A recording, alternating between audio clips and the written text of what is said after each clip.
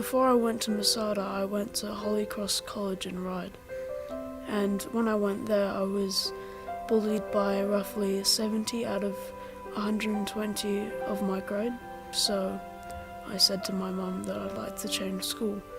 I didn't like to say that I was Jewish because there was a bit of anti-Semitism, and also coming from a European background, being born in the 60s and so on, it was sort of like I was taught to hide that I was Jewish. So growing up, I didn't feel proud. I was more sort of ashamed and scared to say that I was Jewish into my adult life. I had 2 children and I didn't marry within the Jewish tradition because that wasn't a part of my life and I didn't understand at that level. As the boys grew up, the coping mechanisms weren't there, and I found that I was very confused as to my identity and who I was. Externally, everything looked perfect, the house, the car. However, internally, I got to a stage in my life where I really lost that connectedness. I had one Jewish person that I know, but other than that, there hasn't been anyone that I know. One day I was sitting in my office in North Sydney and this man walked into the office and asked if there were Jews there. So I walked out and all of a sudden I see this tall guy with a beard and the Hasidic hat and this beaming face, smiling face at me. And he said, "Hi, my name's Levi Green. Are you Jewish?" And I'm like, "Yes, who are you?" And he said, "I'm looking for Jews. I'm in this building looking for Jews." He was part of this institution called Chabad North Shore. And he said, "Look, we're having a shiur, a story, every Wednesday in your building, and I'm inviting you to come along."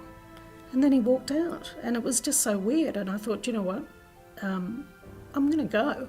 Before my mum started going to Chabad, I thought that Judaism was all fake and that there was no God.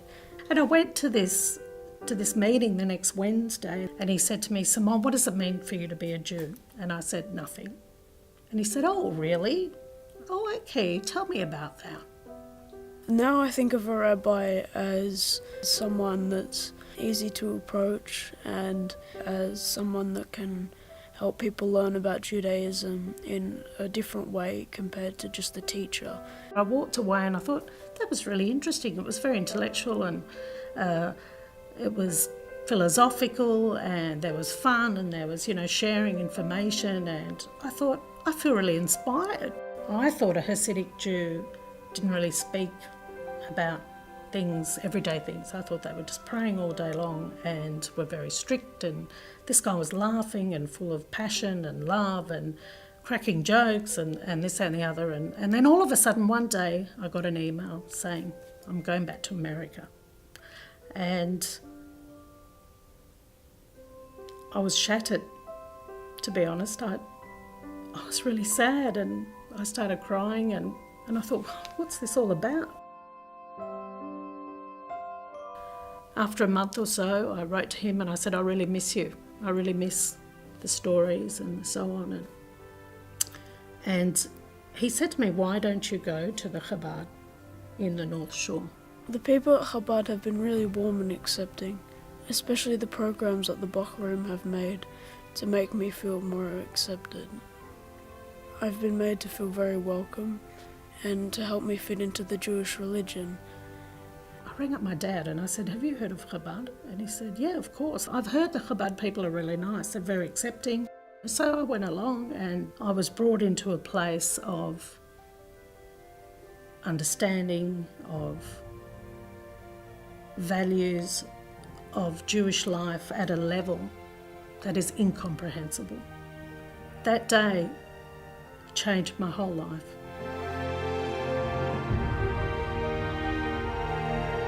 The first day that I went to the Saturday service, the rabbi invited me to their house for lunch, and I met his wife, the Rebbetzin Fruma, and I was just really overwhelmed. They were so generous.